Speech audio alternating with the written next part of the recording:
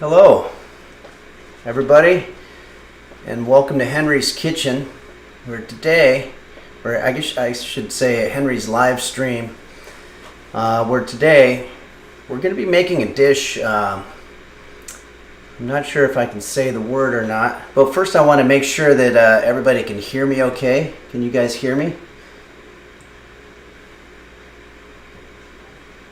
Okay.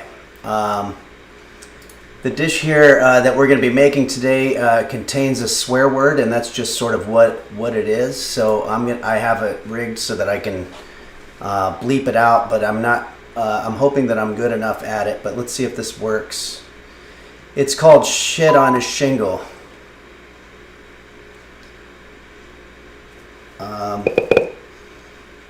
So the dish is called shit on a shingle, and sorry if that wasn't really good, but I'm going to tell you a little bit about it. In the United States, shit on a shingle was commonly served to service members of the United States Armed Forces from World War I through Vietnam, and it was considered emblematic of the military experience and consequently also served to the Boy Scouts of the era. Now, there's different theories as to why they call it shit on a shingle. Probably the most prevailing theory is that there used to be a tradition in the middle 1800s where people would literally shit on a shingle, a roof shingle, as part of a game that you would play with your family on the weekends. Remember, this is a time before they had the internet or even TV at that time, so they had to come up with interesting ways to entertain themselves. There's also one theory that it comes from a man who was working on the roof, and a bird came over and shat on a shingle, and he slipped, and it's not a pleasant story. Had to go to the hospital, but did survive. So, without further ado, well, maybe I'll start out by answering any questions that you might have about shit on a shingle. Oh, a shingle. It's a piece of a rooftop that is flat but bigger on one side, so you can lay them. And you generally would lay them in a configuration like this so that the rain falls off. So if you look at your roof, wherever you are, chances are you'll see uncountable amounts of numbers of shingles. There's also a disease called shingles, and there's a potato chip called Pringles, but that doesn't have anything to do with this. Someone's asked if I've ever pooped on a roof. One time, yes. I was in high school, and I was, of course, trying to look my best, and I was trying to get a little bit more of a suntan look, so I went to my roof. And when I was climbing up on the roof, I kicked the ladder so that I couldn't get down, and I had to stay there all day until... because this is before cell phones, so I just kind of had to wave at the neighbors, and at one point I really had to go to the bathroom, so I guess you could say I literally shat on a shingle. Not a story I'm proud of course, but anyway, someone asked what I do for fun. Well, I like outdoor activities like trying to get a suntan on your roof, and I like to cook. Oh, okay. Yeah, that's the neighbor's kid, I guess. Sometimes I get mixed up between the neighbor's kid and my my cat roast beef because they have very similar sounds. Oh, hold on. I want to make sure that I'm using my wired connection. This might interrupt things for a second. Hold on.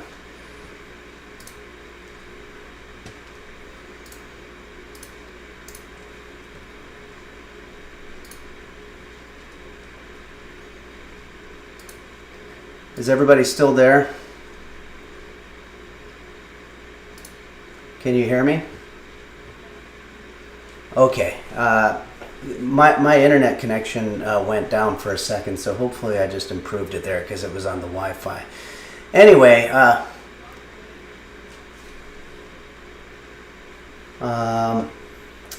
somebody said, okay. Okay.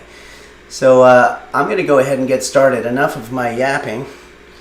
And here we go. So let's start by going over the ingredients here. We want 2 pieces of bread. I'm going to be using a wheat. You can use a white or a rye or pumpernickel or just about any other kind of bread you can imagine. You could even use a waffle or a peanut butter cookie if you still have those left over. I still have some of my peanut butter cookies left over and they're delicious. We're going to use 1 cup of flour. I've got some Worcestershire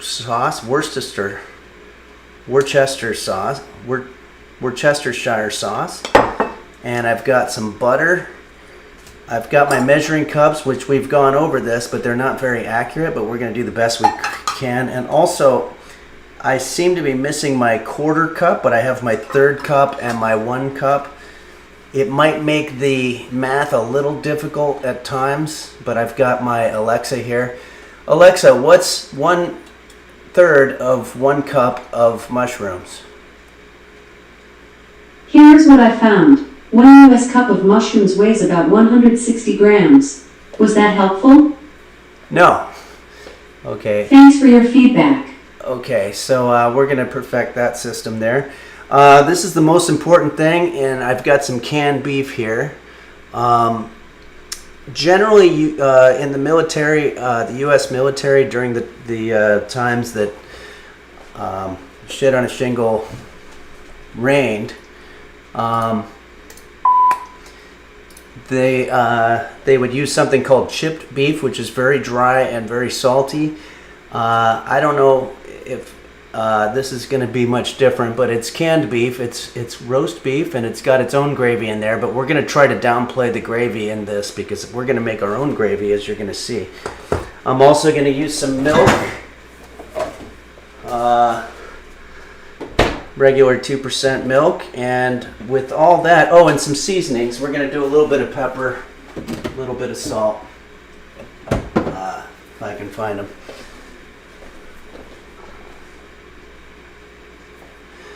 Okay, we have a comment on the contents of this can. There have been accusations of some of the people that make canned beef putting animal meats in there that are not that are domesticated animals. I think that those are theories. That they might or not be true. I would suggest going on the internet and trying to find out if that's true or not, because most of the things that you'll find on the internet are usually true. Oh, somebody thought that maybe I was using my own cat. No, we've got roast beef is doing just great. We can check in on the roast beef cam. As you can see, he is, I think he knows he's on camera, so he's sort of, you know, when you're on camera, sometimes you don't know exactly what to do, and you try to just sort of pretend like you're being aloof. Oh, okay, now he's going to pretend like he's cleaning himself, which is fine. I think he might be cleaning some Worcestershire sauce off of his leg there. Okay, so let's get into the nitty-gritty of this. I'm going to use my griddle as a hot plate, which is kind of an exciting new development here at Henry's Kitchen.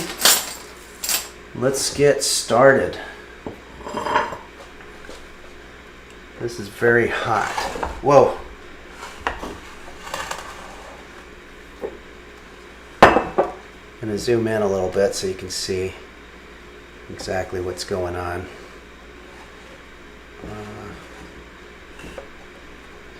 Okay, so I'm going to grab my directions here. So in order to make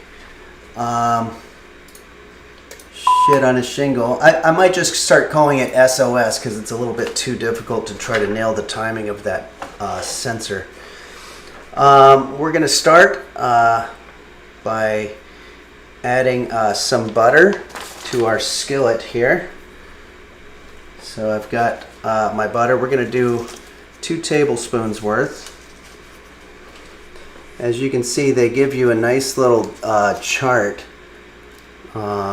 which shows you how much butter you're putting in there. But I'm just going to do it the old-fashioned way. We're just going to get 2 tablespoons. We've got 1 here.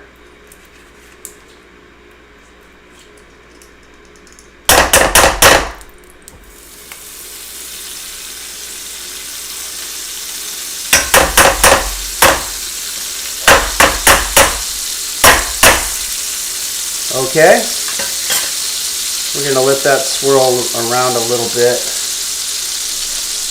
and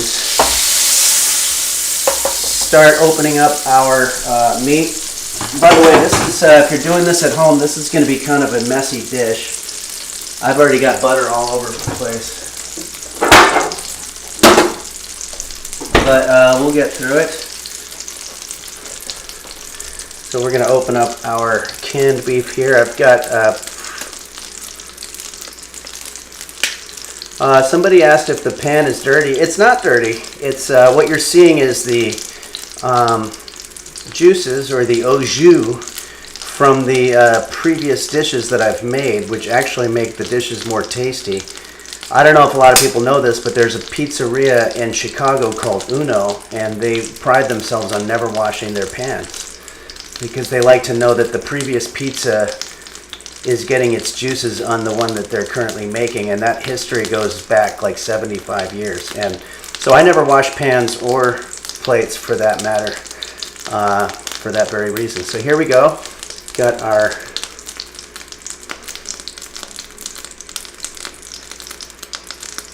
someone asked if you can use tuna. I suppose you could.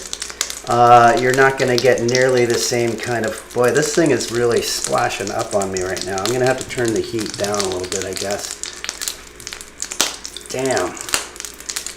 If you're doing this at home, maybe try to wear a parka or something to keep you from getting that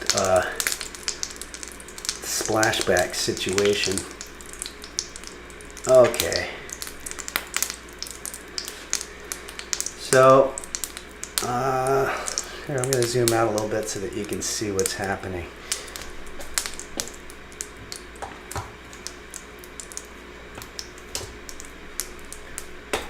We've got our canned beef here, and we're going to start to just pour it into our skillet, being careful, of course, not to get minimal splashback. Damn.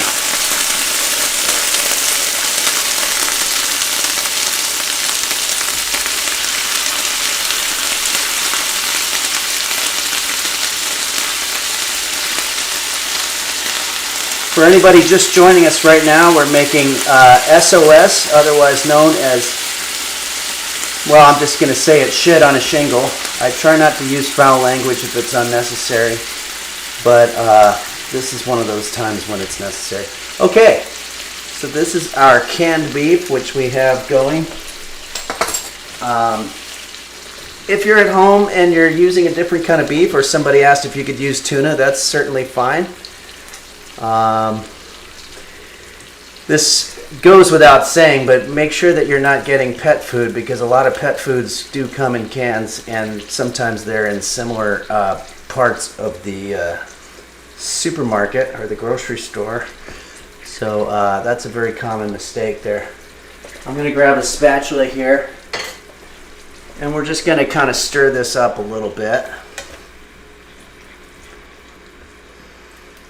And we are getting ready for our next ingredient, which is going to be 1/4 of a cup of flour. And then we're going to cook that for 2 minutes. So it's time to add our flour. Let's do it. And it said 1/4 of a cup. That's exactly the one that I'm missing, unfortunately. So that's where our device is going to come in handy. Alexa, how much is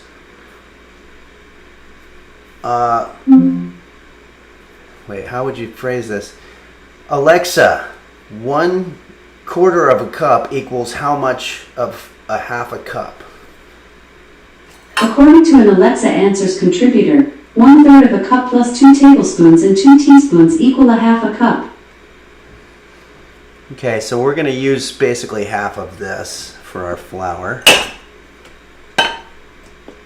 And just a little background about this particular dish. The reason that it became so popular in the military and also among veterans is you can make massive amounts of food and get massive amounts of nutrients for a very low cost. There's even stories of sometimes military chefs being able to serve up to 60 people on one box of flour. And so that's part of the appeal here. We're just going to go ahead and stir this up, maybe answer a couple questions. I had a question about whether or not I've ever done any catering, and the answer is yes, absolutely. I have a neighbor who asked me what I did for a living, and I told them that I was a chef, and they said that's great because we need someone to prepare food for our son's bar mitzvah. And so I gladly took on the role, and they asked me to pay. They asked if they could pay, and I said no, absolutely not. You're my neighbor, and let's not get money involved. So I went there and I made my chutney cheese weenie bites, which is one of my better dishes, and it wound up going poorly because they didn't like it, and then they started complaining about it. And I said, well, listen, you're getting this for free, so you can't really complain. Somebody asked if the heat is on. Yes, it is. I had turned it down because it was getting a little out of control, but it is indeed on.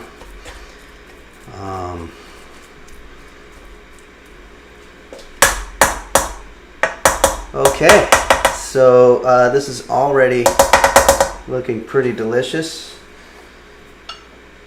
It's time to get into our next ingredient here, which is going to be our 1/2 of a cup of milk. I do have a 1/2 cup. Somebody asked for a life lesson. Well, I would say, at the risk of sounding cliche, I'm going to put a little bit more. Follow your dreams, and don't let anybody tell you that something is too dangerous to do. If there's a rock that nobody's ever climbed before because it's unsafe, be that person who climbs it and just hope that it works out. And it does most of the time. I think I could probably do better if I wasn't so on the spot, but I'm also a little bit concentrating on this. Should be getting a little hotter here.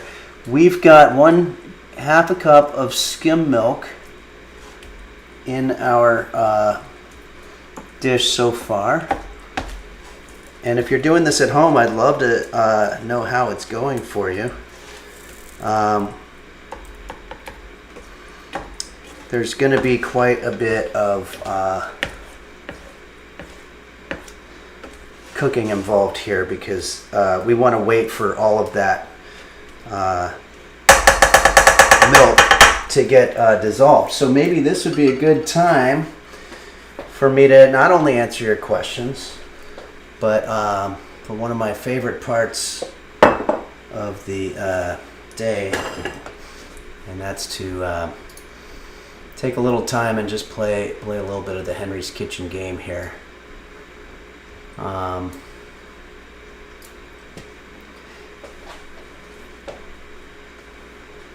Somebody's asked if I've done any acting. Yes, I have. There's been people that have been cooking along with me on the Henry's Kitchen YouTube channel, and they've asked me to act in their various things, and I'm very happy about that. It's, what's the term? Somebody asked about condensed milk. Condensed milk is tastier. I'm trying to make this as bare bones as possible. I'm trying to recreate the situation that you would have if you were feeding a 60-person army. And that's, I don't know if they're always going to have condensed milk in that situation. So sometimes you have to go with the skim, which is what I have. And this is cooking up very nicely. I'm going to start playing the game, and feel free to ask me any questions. I will say, oh geez, this always happens. I have to, someone asked if you can use soy. No, you have to use some kind of dairy milk in this situation. Otherwise, you're just not going to get that same texture. Soy milk, almond milk, you could try it, and if you try it and it works out for you, then great. But great. I'm a little more wary of using the newfangled type of milk for this dish, since it's such an old dish. I'm going to turn that down a little bit. Awesome. Woohoo! Oh yeah, so the kitchen that you're seeing here is the kitchen that I had 10 years ago. That building was demolished, unfortunately, and I don't know why. It was a very funky 1920s building that I was cooking all my food out of, and it's where Henry's Kitchen started. And peanut butter. It Awesome. Great. It was it failed a lot of inspections, and when they found out that I was cooking there, I got in a little bit of trouble with the city, and eventually they condemned the building, so it no longer exists. Fortunately, I was able to find a place, and the kitchen is nicer, but it doesn't have that warmth that the old place had. But change is something that in our lives we have to be able to accept. And maybe that's some of the life advice that somebody was asking for. There's a great book called Who Moved My Cheese? And if you read that, it's pretty much an allegory of my apartment being demolished. Okay, so just a little bit about what's happening here in the game. I'm trying to gather up peanut butter, bread, and jelly so I can make sandwiches. Once you get all three of those ingredients, you can see above I have 15 sandwiches. And on the top right, you can see your status in terms of which ingredient you have more of. Peanut butter. And it looks like I'm pretty short on jelly, so I'm going to start prioritizing jelly in my endeavors. It starts to get hard right at about the 2-minute mark here. Once I hit 30 sandwiches, it's going to give me a free life. In terms of some of the high scores, someone named Shebaz has 98, which to me is just unbelievable, unfathomable. Other honorary mentions, Bumble Vision always does really well. And there was another one, Cherry something. We'll see at the end. But I'm real close to getting a freebie. If you have any questions about the game, as a matter of fact, I'm not sure if our the awesome moderators have given you the link, but that would be a cool thing to do in case you want to play it at home. If somebody can get to 100, then I don't know. That's going to be a pretty impressive thing. I'm already blown away that Shebaz got 98. Too much cherry, I think, is the one who's got. Let's see. I risked it, and it didn't pay off. So okay. Right now I have 0 bad. If I get 3 bad, then I die. I have 40 jellies I'm pretty even on ingredients. So Sandwich made. wow, look at all that jelly. Great. Nice.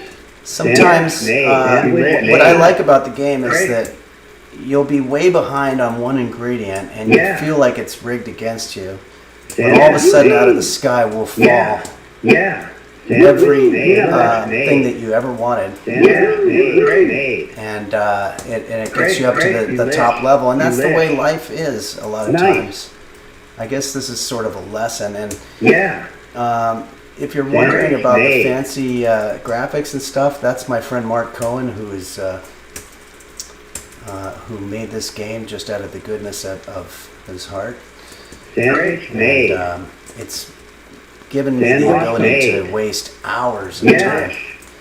Great. Awesome. Okay, so I've got 50. Okay, so now I've got 60 bread. If I can get my peanut butter and my jelly up to 60 as well, then I'm getting a new life. And that's pretty awesome. So I'm going to start ignoring bread for a little bit. Uh-oh. Peanut butter. Nice. Sandwich made. Okay. Sandwich made. Jelly. Great. Okay, we need peanut butter in a huge way, and it's Peanut coming. butter. Oh! Right. Damn. Okay. So I'm going to put HP. And let's look at some of these high scores. Shebez. Good luck getting to 100. Too much cherry, 91. See, these are amazing scores to me. I'm not even on the board. And we've got Nim. I don't know if that's Nim or if that's somebody saying that they're Nim, but probably a good time to give a shout out to Nim for getting me started with all this streaming stuff. Okay, so whoops. Okay, so here we are. And if you're just joining us now, we're making a wonderful dish called Shit on a Shingle. And it's going pretty well. So here, take a look.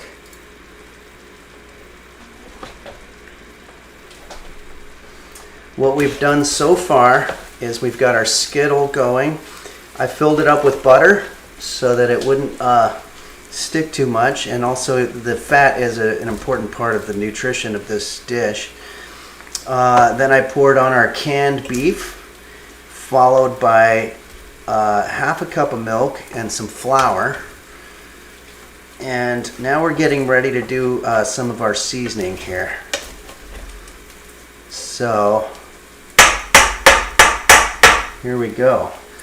It says it wants some Worcestershire sauce, but it doesn't say how much Worcestershire sauce, so I'm just going to go ahead and fill up the cap. That's usually what you want to do. If you ever get to a point where it doesn't say how much, then they're asking for a cap full. And that's going to flavor up your situation. I can already smell that. And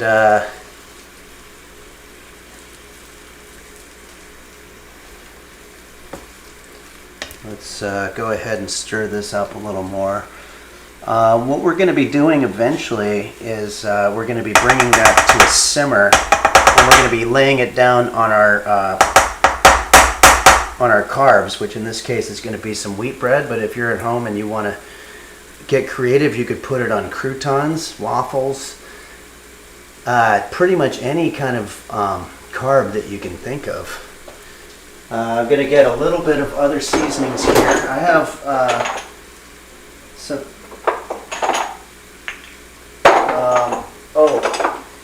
Very good question. Somebody asked if the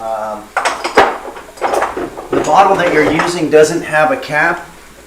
I don't know if they mean if it's canned. If you're getting your Worcestershire sauce from a can, you might need to start thinking about your life a little bit.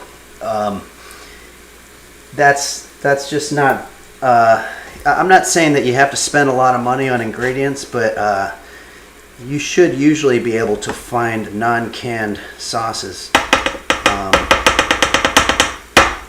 So just look a little harder and you should be able to find that. Okay, well this is looking delicious. I'm going to start adding a little bit of spices. I'm going to put some cumin as well as some stoked paprika.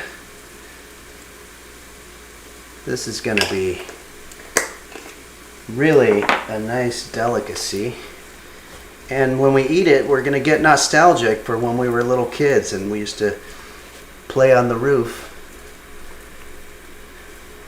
And okay, here we go. Someone asked if you can replace cumin with horseradish. I believe that would work. They're both savory items, and they're both going to have that sort of, they're going to give a little bit of a bite to it. Okay, so I'm going to let this simmer before we bring it to our bed, or to our bread. For those of us just joining us, we are making a dish called shit on a shingle, which is a U.S. military dish that's very low in cost but very high in fat and other types of nutrients like carbohydrates. And it can feed a lot of people, up to 60 people on one box of flour. And anyway, I'm going to let that simmer for a little bit, but maybe this would be a good time to do a song. Give me 1 second and I'll grab my guitar. There actually is a traditional song about the dish that we're making, shit on a shingle. It's too fast though, so I'm not going to be able to bleep out the word. So I'm going to apologize ahead of time if there's any kids out there. This will use the S word. It's a traditional song that they used to sing back in the days of when this was a popular dish. Don't look now, shit on a shingle, everybody run for the western side. Don't look now, shit on a shingle, everybody's drinking turpentine. Don't look now, shit on a shingle, everybody run for the woods. Someone's shitting on a shingle and it isn't looking good. So people would dance, you know, it'd be a big square dancing number. Don't look now, shit on a shingle, everybody run for the western side. Don't look now, shit on a shingle, everybody's drinking turpentine. Don't look now, shit on a shingle, everybody run for the woods. When someone's shitting on a shingle, it's never very good. So there's that, and maybe while I'm here, and we're taking little trips down memory lane, why don't I do a song that I wrote about growing up.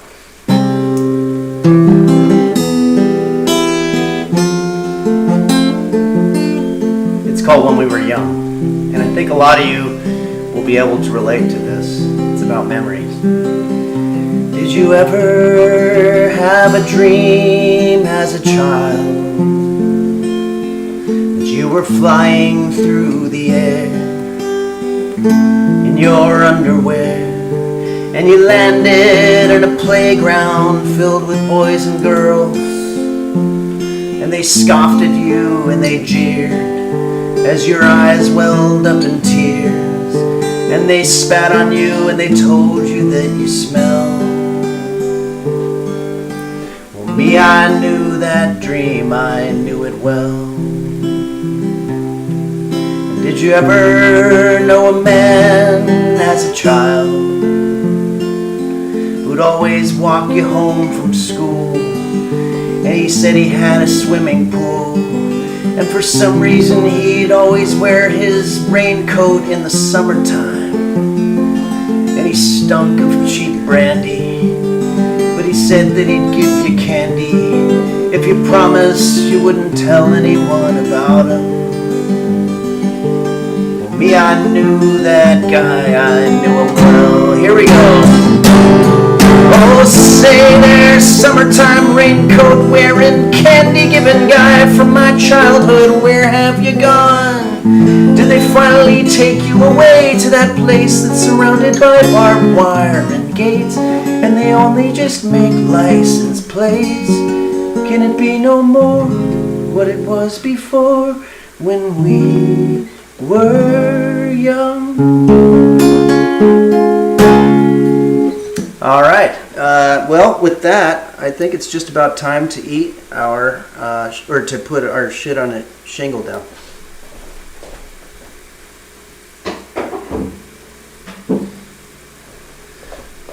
Okay. Also, I'd like to take this opportunity to say some special shout outs. Hold on, I'm dealing with a little bit of a technical thing here. Okay.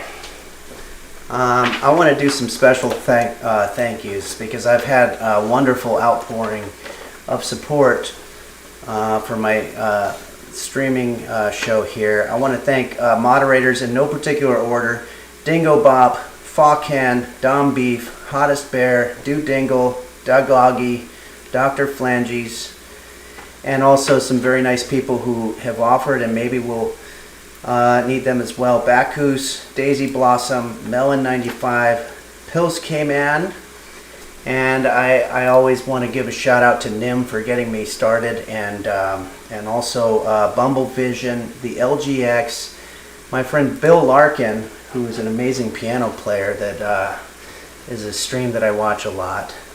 And also, I've never met this gentleman, but Forsen, I notice a lot of people are coming from Forsen's channel, so I want to say special thanks to Forsen as well. And if I've left anybody out, I apologize. Just want to show how appreciative I am to this whole community here. Let's check in on our dish. So we have here, okay, so you can see that that's really, that most of the milk has evaporated, and it's time to put away our griddle, which I'm looking forward to doing because this thing makes the whole kitchen very hot. The question is where to put it. I'm going to use an oven mitt, which is a good policy in general.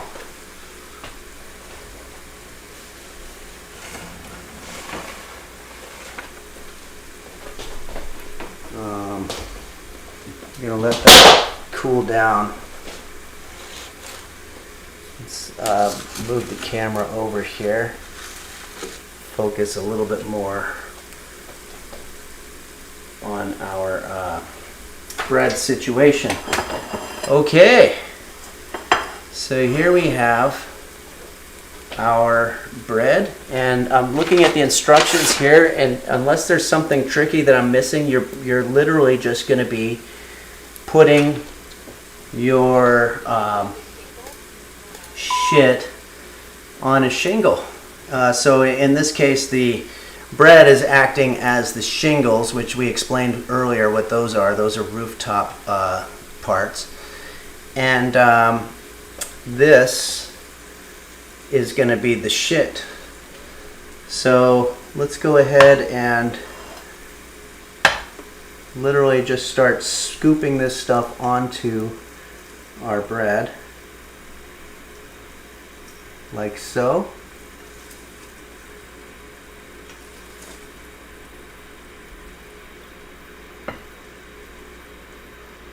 And a lot of people ask whether or not this is a breakfast item or more of a dinner or a lunch, or if it's simply just a snack or even a dessert item. I don't know. I think that you can probably just use it any way that you like. Let's see here.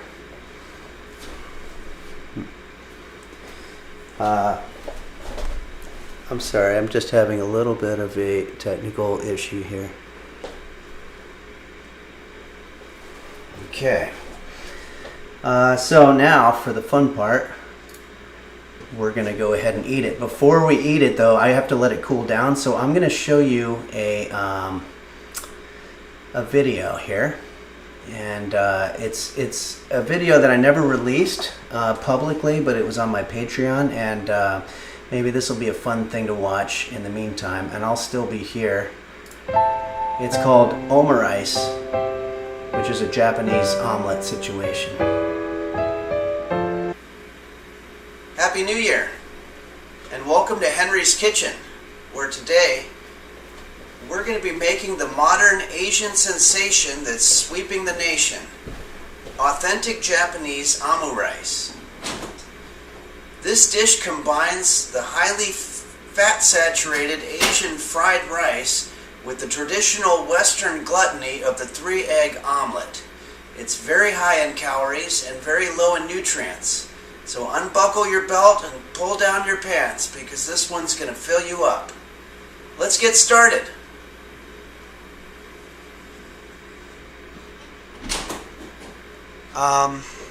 Normally I'm not a fan of imitation meat, but for this video I'll be using something called Nugs, simulated chicken product, along with 1 onion, 2 eggs, 1 cup mushrooms, 2 cups day-old rice, 2 tablespoons liquid fluid, 8 tablespoons ketchup, and salt and pepper to taste.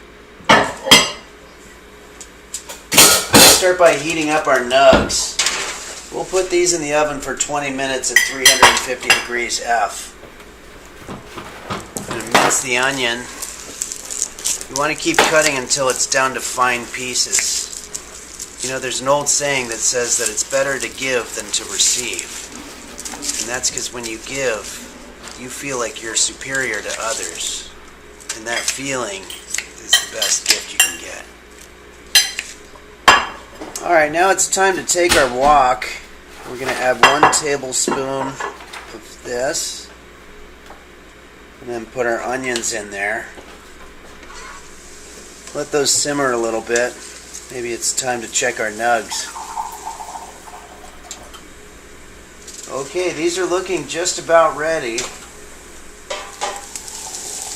So the oil in here is really hot, so I like to throw our chicken in there from about a foot away so that it doesn't pop on your hands. Keep it a safe distance. Now let's add in our mushrooms. This is going to be our filling. Now for the ketchup. I got these ketchups from Habit Burger, but you can get it from pretty much any crappy fast food restaurant. Also, one of my ketchups is actually a Del Taco hot sauce packet, but I think it'll be fine. Maybe it'll even give it a nice little kick. Add the rice. This rice is several days old. Stir it up a little bit. Okay, so now we're just going to transfer our filling onto a plate and set it aside for a bit. We're going to need our filling to cool down a little bit. This is a good time to start prepping our egg mixture. We're going to crack 3 eggs into our mixing bowl here. And this is going to turn... shit. It's fine. Cracking eggs is really one of the hardest things you're going to have to do in the kitchen. Beat it up a little bit. And what I'm going to do is I'm just going to grab a little bit of this egg that we left behind here and scoop it into the bowl. Got a little bit of shell in there. Whatever. Now let's get back to our wok. We're just going to pour the egg mixture onto it. And then we're going to add our filling to it. Like so. This looks a little bit like shit on a shingle. Now this part's really tricky. You just want to very delicately pull the side of the egg over your filling. This is the hard part. But the tricky part is trying to get it over the whole thing without breaking it.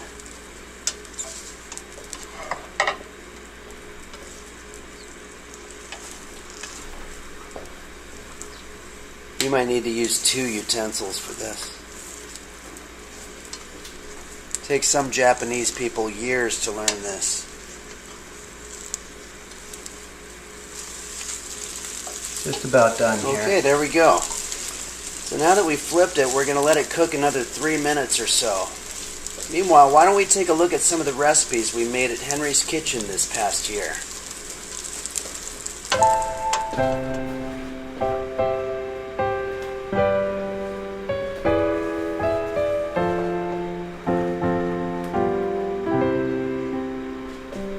Should all acquaintance be? These were some of the dishes that I made last year with varying degrees of success. The fish larb I think I showed you last time, that came out really good. Scary popcorn balls.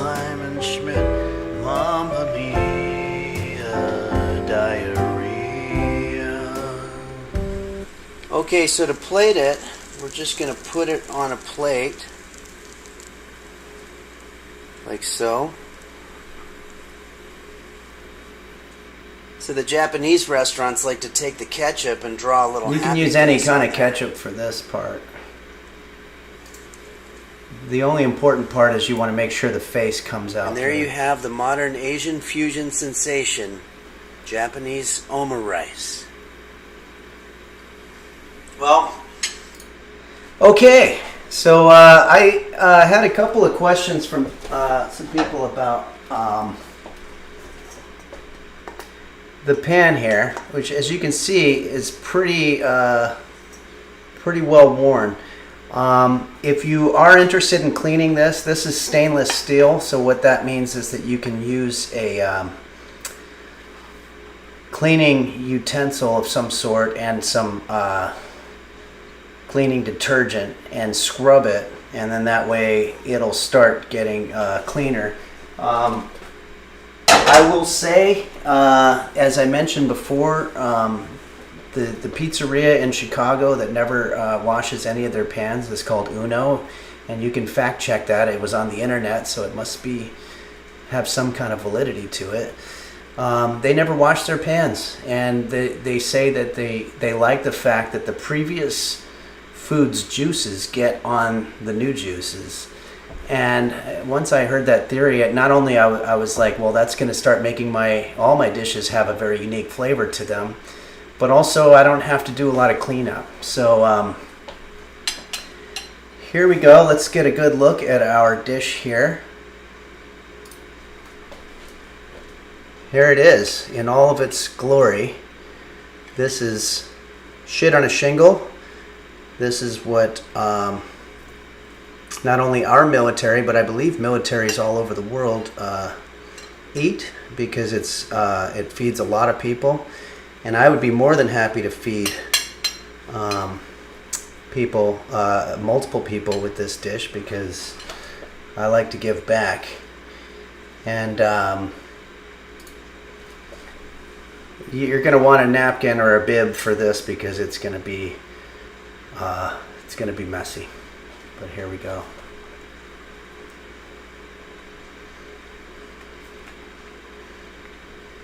I can really taste the milk. It's very salty. And I just remembered that when you use canned meat, you're supposed to soak it for about 10 minutes to get the salt off. And I kind of fucked that up, so, sorry. I botched that up. So make sure that if you're making this dish at home, you start by soaking your meat so it's not so salty. But I will say the bread is really good. And let's see about some of this other stuff. The milk flavor is really happening for sure.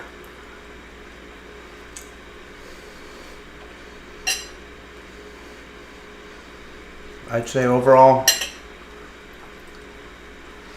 this is another success here at Henry's Kitchen. It's another dish that came out very good. And if you make it at home,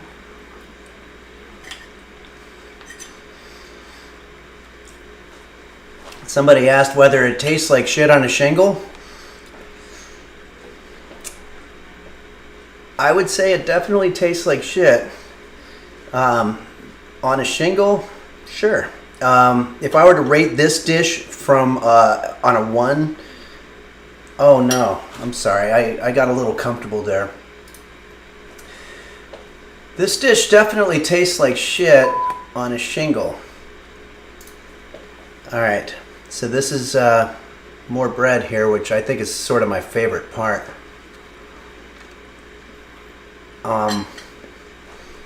If I had to rate this on a scale,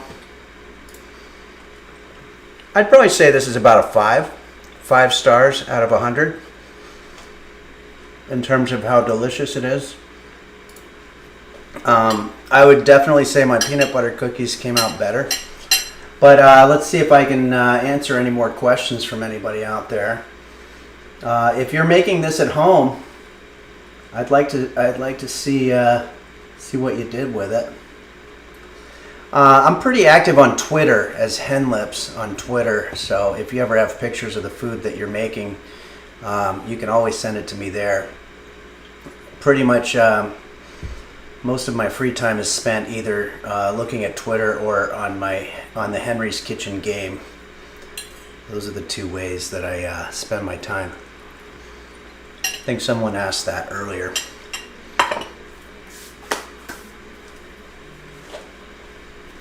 Absolutely. So, someone asked about the ingredients of the dish. Let's go ahead and do that for you. We used flour, which is very cheap. Worcestershire sauce. We used some milk, stoked paprika, cumin, and our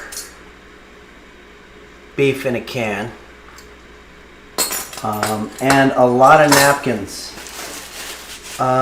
If I were to estimate the cost of 1 serving of this, I'd probably say somewhere around 30 cents American, which is pretty good considering that if you went to a restaurant, it would be more like $20 or something like that. So that you can eat this on a budget. You'll be plenty full afterward. Somebody asked if I have leftovers. Yes, I will definitely have leftovers. If you're interested in storing these, you can put all this shit into a can. Sorry.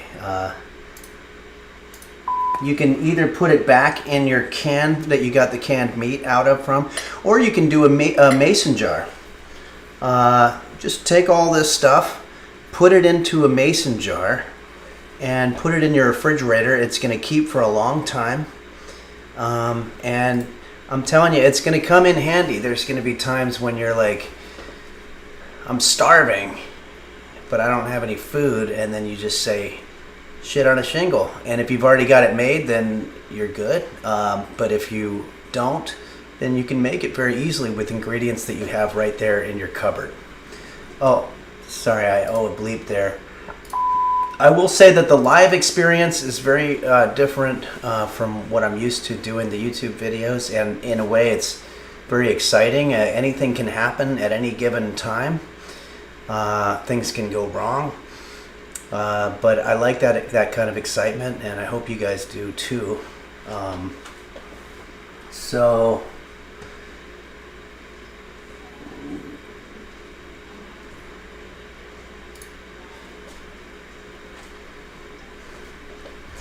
okay, so there's a question about I will say that I usually think for a couple days before I know exactly what I'm going to be making. But I want to get better at that, because I would like it if you guys could be making these at home. So there's been a couple of things. One user, Bakus, said that monkey bread would be a good thing, and I think that sounds like a good idea, so I might investigate that. I definitely want to do it at some point. I don't know what it is even, so we'll do that. And but I'll announce it the day before. It'll be on the schedule. for the Twitch stream. So, well, without further, we have some people that want to see roast beef. Yeah, let me see if I can. I think he's probably sleeping at the moment, but here, you'll be able to look at that for a second. And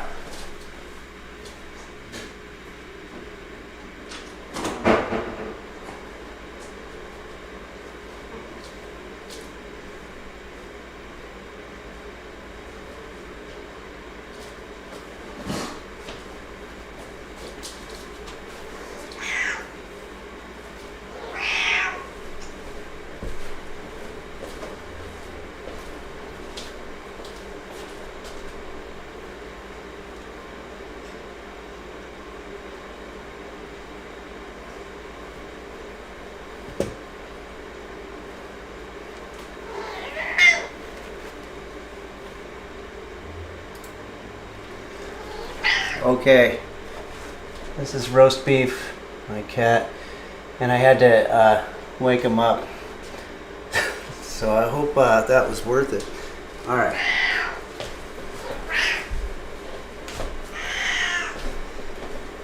Yeah, he didn't like that at all. But anyway, unless there's some further questions, I guess it's that time to say goodbye, and I want to say thank you again to all the moderators and to all the other people that have been so supportive. And I'm going to run down that list again.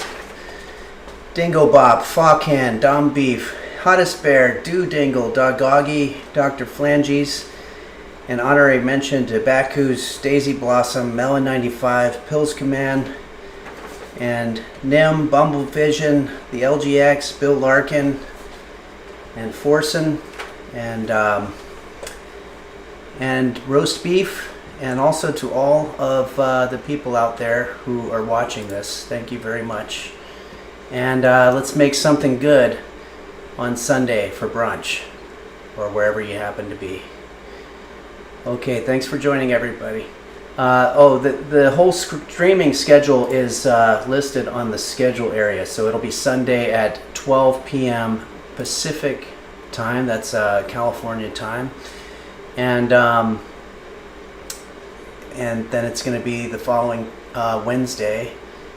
And so far, it's just Wednesdays and Sundays. So thanks very much, everybody, and bon appetit.